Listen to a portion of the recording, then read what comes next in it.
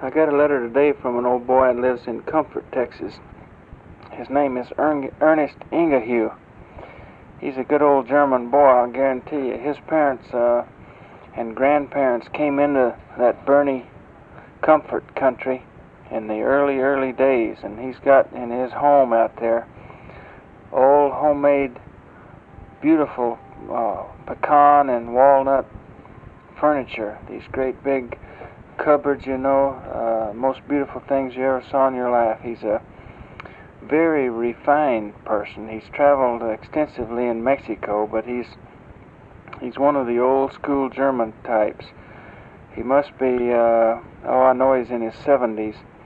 He's a bachelor, and his sister, who's a spinster, lives with him.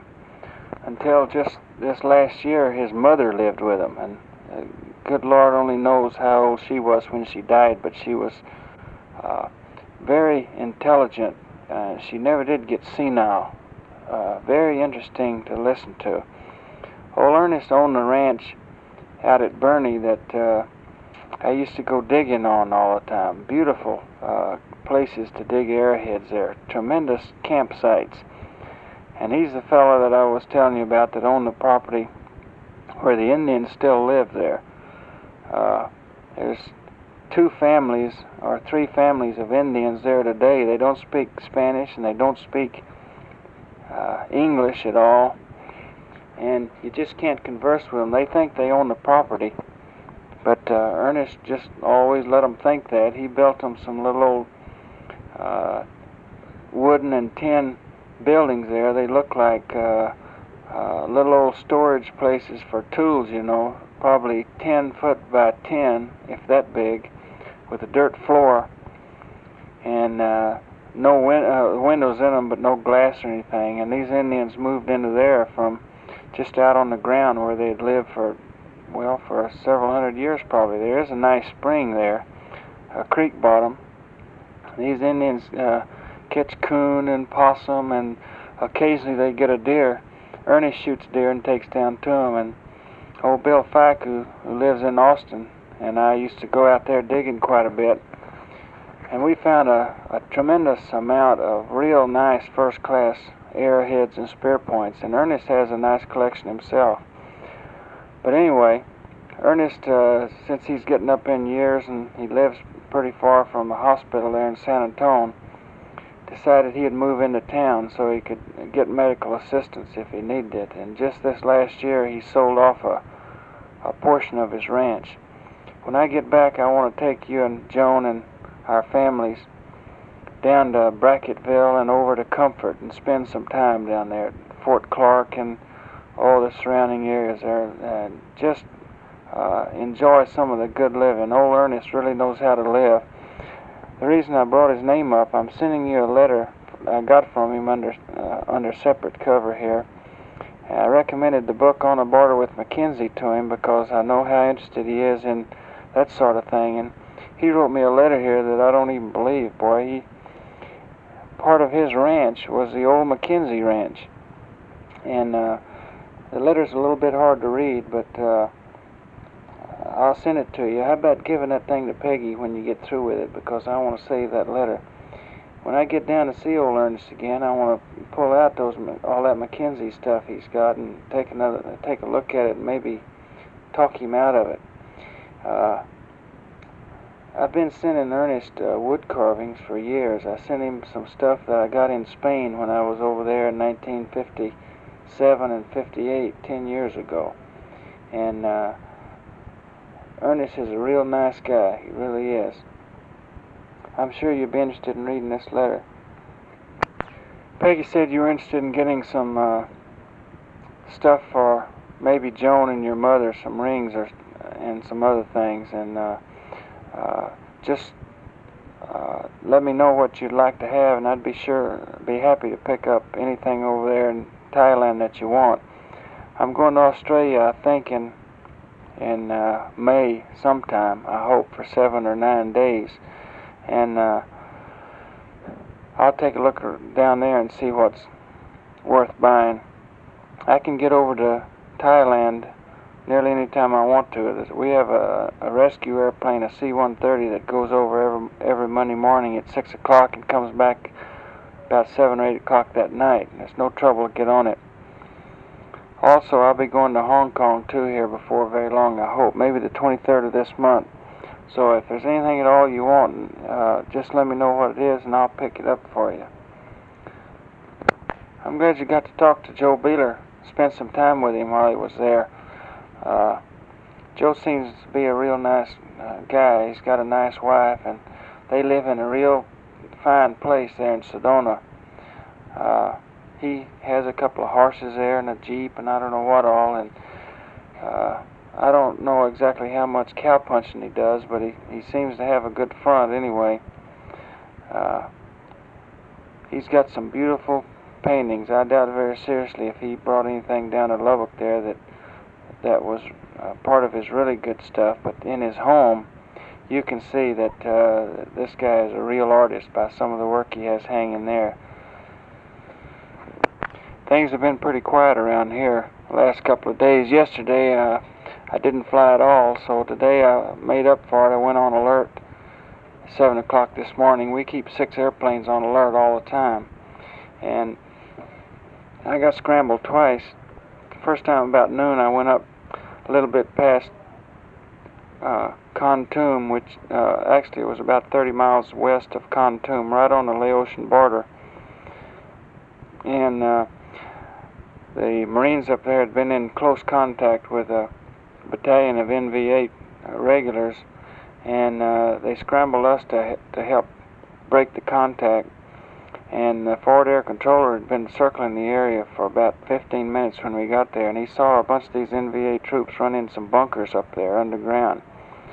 And we dropped 8 750-pound bombs on top of the bunkers. Those darn things, half of them were instant fuses which blow on contact with the ground and make a tremendous blast, blowing trees 3 and 4 feet in diameter, just big logs up into the air 50 and 75 feet. And the other 2 bombs each of us carried were .025 delayed fuses in the nose and tail both. These things dig in 15 to 18 feet before they blow. And when those things blow, it just fills the sky with dust and dirt and smoke and rocks. And if the wind's calm, like it was up there today, it just takes about 30 or 45 minutes for the smoke to clear, so you can even tell what you've done in the way of damage. So we couldn't hang around, and the fact didn't even know exactly where our bombs hit because the smoke was so bad and the dust and stuff. So we came on back, and as soon as we got the airplane turned around and ready to go again, which takes about an hour and a half, they scrambled us again almost to the same area, but it was a little bit further west. We had to fly a left-hand pattern in the bombing pattern to keep from flying into Cambodia, which is supposedly against the rules, and we stay out of it as much as possible. But we were dropping bombs on an active 37 millimeter sight there. The thing had been shooting right before we got up there, but when they see a little spotter plane fly overhead, why, those people quit shooting right now and run for bunkers because they know he's got fighters tagging along behind him, and they sure don't want the FAC to see him, because that's pretty bad news for those guys. So we dropped our bombs on what the FAC thought was the right location. And of course, if we hit the gun, there's no way to ever tell it because it just blow the thing in little pieces. But again, we made so much dust and smoke and fires caused by trees bursting into flame that we came home again not knowing exactly what damage we had done. So it was two pretty boring missions, really. These missions continue to be good, though. 2 days ago I had a real good one up in the Ashaw Valley, which is about 40 miles due west of Hue. It's the middle of the Ho Chi Minh Trail, and everything coming down south from North Vietnam comes across 2 or 3, 4 roads in Cambodia, in Laos, and then later on down in Cambodia. And the place is just absolutely pockmarked with bomb craters up there.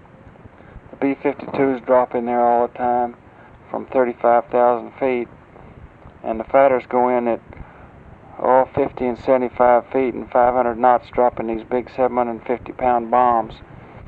And it's pretty accurate bombing, really. All you have to do is be able to see a target or have the forward air controller mark it with white phosphorus rockets, and you can drop them right down the old barrel. Half our airplanes usually carry 4 cans of napalm, which is 830 gallons per can.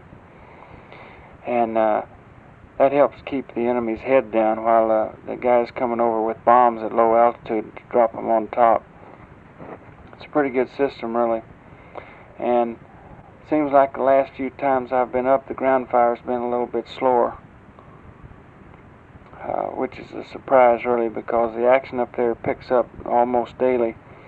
There's an old boy who used to work for me there at Reese by the name of Fred Thompson, and he lived about, I think, less than a block or 2 blocks from you there, someplace around 10th or 11th Street, about 5200 there.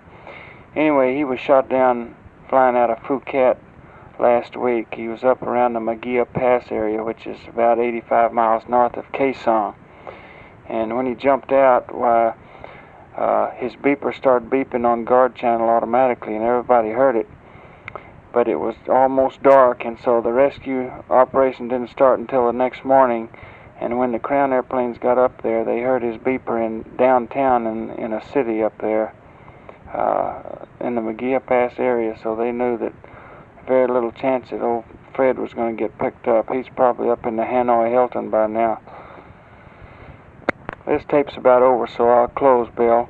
Tell Joan and everybody hello for me, and your mother and Gloria and well, a whole bunch. Tell old James that you better take care of that back, because when it gets gimp, boy, it sure makes for a lot of trouble. I'm sure he realizes that.